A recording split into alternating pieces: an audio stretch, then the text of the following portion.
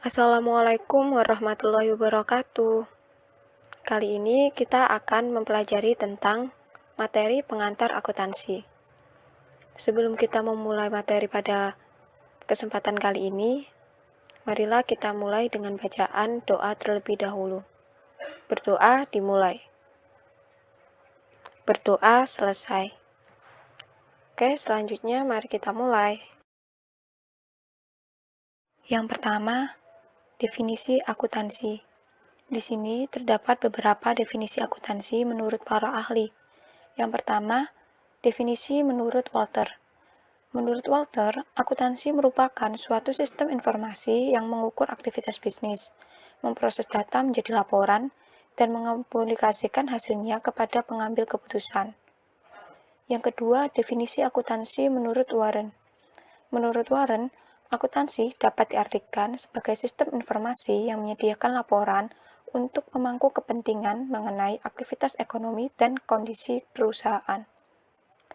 Dari pengertian-pengertian tersebut, dapat ditarik kesimpulan bahwasannya akuntansi merupakan suatu proses mengumpulkan, mengidentifikasi, mengklasifikasi, dan mencatat kejadian transaksi yang berhubungan dengan keuangan, di mana proses tersebut akan menghasilkan informasi yang berguna bagi pemegang kepentingan.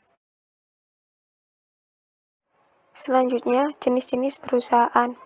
Terdapat 3 jenis perusahaan dengan aktivitas bisnis yang berbeda. Yang pertama, perusahaan jasa. Memiliki aktivitas bisnis dengan memberikan pelayanan jasa. Yang kedua, perusahaan dagang. Memiliki aktivitas bisnis membeli dan menjual barang dagangan tanpa melakukan pengolahan lebih lanjut. Dan yang terakhir, perusahaan manufaktur. Memiliki aktivitas bisnis membeli bahan baku, mengolah bahan baku menjadi barang jadi, menyimpan barang jadi, dan yang terakhir menjual barang jadi tersebut. Selanjutnya, siklus akuntansi. Siklus akuntansi merupakan proses aktivitas atau kegiatan akuntansi yang dimulai dari transaksi sampai pada jurnal penutup. Siklus akuntansi sendiri terdiri dari transaksi, bukti transaksi, pencatatan, buku besar, neraca lacur dan jurnal penyesuaian, laporan keuangan, jurnal penutup, dan yang terakhir neraca saldo. Bukti transaksi.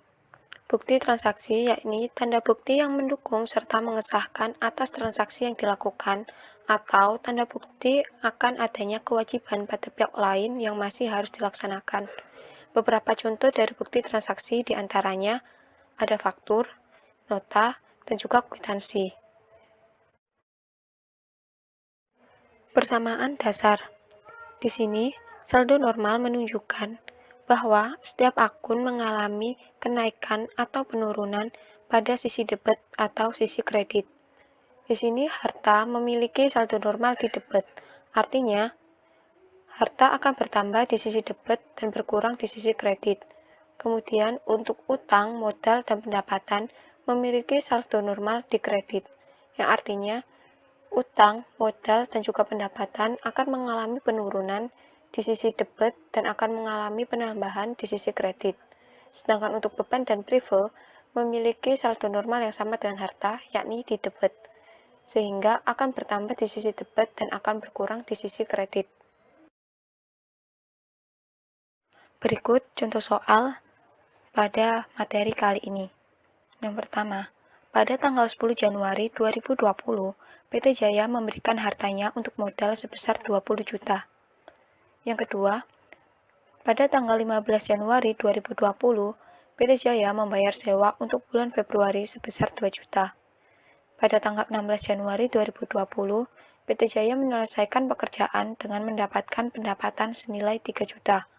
Dan pada tanggal 18 Januari tahun 2020, mengambil uang untuk keperluan pribadi sebesar 500.000.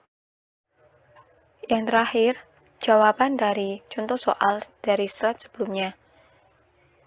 Jurnal umum untuk transaksi pada tanggal 10 Januari yakni kas pada modal sebesar 20 juta rupiah. Kemudian, jurnal umum dari transaksi tanggal 15 Januari yakni beban sewa dibayar di muka pada kas senilai 2 juta rupiah.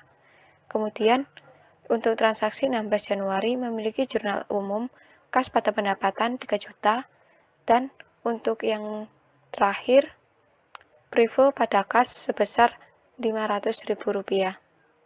Sekian untuk materi pada pertemuan kali ini. Kurang lebihnya mohon maaf. Assalamualaikum warahmatullahi wabarakatuh.